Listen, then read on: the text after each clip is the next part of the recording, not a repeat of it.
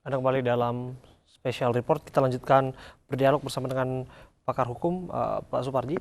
Pak Suparji, jika Anda menyebutkan tadi bahwa pada akhirnya apa yang dialami novel tidak terpisah dari IKTP, saya ingin Anda menanggapi terlebih dahulu apa yang disampaikan oleh Pak Kapolri soal penuntasan kasus ini. Apakah kita optimis bahwa siapa yang melakukan penyiraman ini, utamanya jika mereka adalah hanya kaki tangannya, siapa otak di balik ini akan bisa terungkap? Ya, setiap kejahatan itu meninggalkan jejak yang kemudian bisa ditelusuri sebetulnya siapa yang terlibat di situ. Soal optimisme, apakah akan bisa mengungkap ke akarnya, memang saya kira tidak mudah. Dan dalam kebiasaan selama ini, kecenderungan selama ini memang agak susah menentukan siapa aktor-aktor utamanya, siapa sebetulnya penyusun skenarionya, siapa sebetulnya yang memiliki rekayasa untuk sampai pada tujuan di situ. Kadang-kadang hanya terputus pada pelaku utama di lapangan, kemudian terputus aktor-aktor di atasnya. Tetapi karena ini adalah menjadi perhatian publik yang sangat luar biasa dan berkaitan dengan perang besar kita melawan korupsi di Indonesia, mestinya untuk memberikan efek jera, maka harus diungkap secara tuntas siapa sebetulnya di balik terjadinya peristiwa teror tadi itu. Baik, jika pada akhirnya katakanlah aparat kepolisian berhasil mengungkap itu dan kita berharap juga demikian, dan tentu saja proses yang namanya mega korupsi IKTP bisa dibuka secara terang benderang, bukan hanya penersangkaan ataupun pendakwaan yang dilakukan terhadap 2 orang, penersangkaan terhadap Andi Agustinus Narogong, namun juga orang-orang yang kuat di balik itu. Apakah ini sudah sejalan Anda lihat? Ya, sampai sejauh ini memang belum sesuai dengan ekspektasi publik.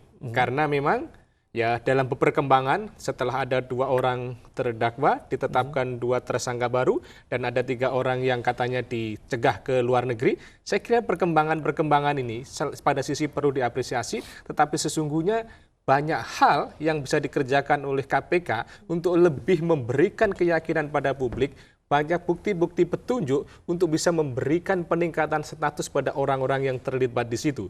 Jadi memang menarik kasus ini agar diungkap secara tuntas, dan kita berharap apa yang terjadi di novel ini tidak mengendorkan para penyidik-penyidik KPK yang lain untuk secara terus-menerus, secara konsisten sampai ke akar-akarnya sebetulnya siapa yang terlibat pada kasus ini, sehingga kemudian ada kepercayaan kepada KPK, memang KPK sungguh-sungguh dan tidak ada intervensi dari siapapun dalam memberantas korupsi khususnya iktp ini.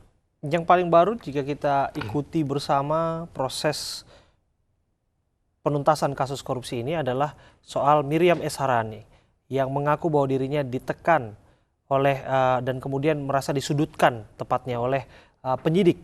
Waktu itu ada Novel Baswedan dan kawan-kawan begitu ya. Dan kemudian dia pada akhirnya mencabut keterangannya di BAP gitu. Nah, ini semakin menarik tentu saja. Fakta-fakta yang terungkap, kemudian kesaksian yang akhirnya diubah begitu, dan peran Novel Baswedan juga kita saksikan menjadi menarik setelah dikonfrontir di muka persidangan. Akan seperti apa semrawutnya kasus ini bisa akhirnya terbongkar? Ya, Miriam waktu di BAP ya menandatangani bahwa dia bagi-bagi uang kepada orang-orang tertentu yang ada dalam BAP. Dan dia yang sebutkan nama-nama anggota DPR, dia juga yang sebutkan bahkan pejabat tinggi yang saat ini menjabat juga disebutkan nama tersebut. Namun secara serta-merta kemudian dia merasa di dalam persidangan dia mencabut dengan alasan karena waktu proses penandatangan diintimidasi, tetapi kemudian dalam sidang berikutnya dikonfrontir dengan penyidik dan hakim tidak sekedar percaya pengakuan penyidik, diputar rekamannya dan memang terbukti apa yang dalam proses penyidikan tidak ada intimidasi sama sekali, sehingga pada akhirnya ternyata pencabutan BAP adalah sebuah keterangan palsu dan kemudian dia ditetapkan menjadi tersangka. Memang penetapan tersangka Miriam ini menjadi semuanya terbuka kembali, yang semula bermaksud menutup-nutupi tentang proses bagi-baginya uang IKTP itu. Dengan ditetapkannya Miriam jadi tersangka, maka pintu masuk untuk membongkar siapa saja sebetulnya yang menerima uang haram tersebut. Dengan demikian tentunya ada pihak-pihak tertentu yang merasa terganggu dengan penetapan Miriam ini menjadi tersangka. Dan kemudian apakah ini semakin semrawut atau semakin terang benderang? Tentunya kalau dengan Miriam sudah dijadikan tersangka, dan pada umumnya dia tidak akan mau jadi korban sendiri, dia akan membawa orang-orang lain yang memang betul-betul menikmati ada buktinya tentang uang haram tersebut, dan ini akan ganggu misalnya tentang karirnya, tentang masa depannya, atau tentang posisinya pada saat ini. KPK juga sebetulnya mendapatkan ultimatum dari publik agar mereka melakukan pengentasan kasus ini secara terbuka dan transparan begitu. Utamanya soal pengembalian dana misalnya. Disebutkan bahwa sudah ada sekitar 20-40 miliar yang dikembalikan oleh baik pihak swasta maupun juga ada disebutkan anggota DPR begitu. Haruskah sebetulnya ini diungkap? Haruskah kemudian ini disampaikan kepada publik kalau menurut Anda? Memang orang yang sudah mengembalikan, ada etikat baik misalnya uang negara itu dikembalikan, tetapi tidak menghapuskan tindak pidananya. Dan mestinya KPK memang segera menindaklanjuti bukti tersebut pada orang-orang yang sudah mengembalikan uang tersebut sesuai dengan ketentuan pasal 4 Undang-Undang Tindak Pidana Korupsi, bahwa pengembalian uang negara tidak akan menghapuskan tindak pidananya, dan ini memang harapan masyarakat segera saja diproses hukum orang-orang yang sudah terbukti mengembalikan karena sudah secara terang benderang ada alat bukti bahwa dia terlibat dalam uang korupsi tadi karena memang dia menerima uang negara, penyalahgunaan wewenang, ada perbuatan melawan hukum dan memperkaya dirinya gitu. Kan korupsi IKTP ini kan terbagi menjadi dua segmentasi. Segmentasi awal adalah korupsi penganggaran begitu. Cawe-cawenya begitu. Kemudian segmentasi kedua adalah pengadaan. Ternyata pihak swasta pun kemudian terlibat untuk melakukan kong kali kong di balik uang dana IKTP itu. Yang saya ingin ketahui adalah bagaimana kemudian KPK berusaha untuk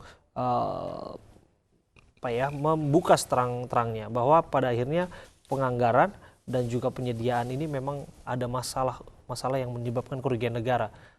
Ya, KPK pasti punya metode untuk membuktikan terjadinya tindak pidana korupsi, baik sebelum penganggaran, apakah dengan menggunakan sistem ijon dibayar di muka terlebih dahulu, atau pada saat kemudian anggaran sudah terjadi bahwa ada penyimpangan-penyimpangan itu, maka KPK sudah banyak memiliki alat bukti. Pertama, sudah ada audit BPKP terjadi kerugian uang negara.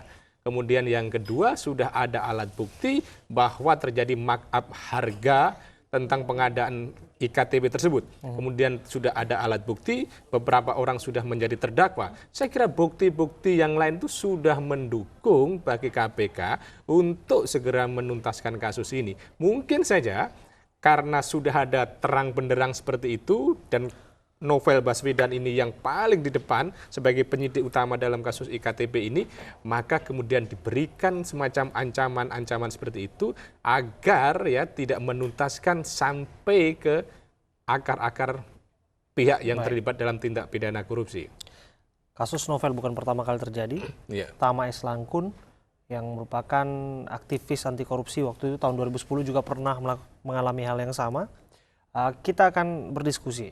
Ini kaitannya dengan proyek-proyek korupsi yang melibatkan rezim-rezim penguasa sebetulnya ya. Apakah memang ini ada benang merahnya? Kami akan kembali saat lagi untuk Anda pemirsa.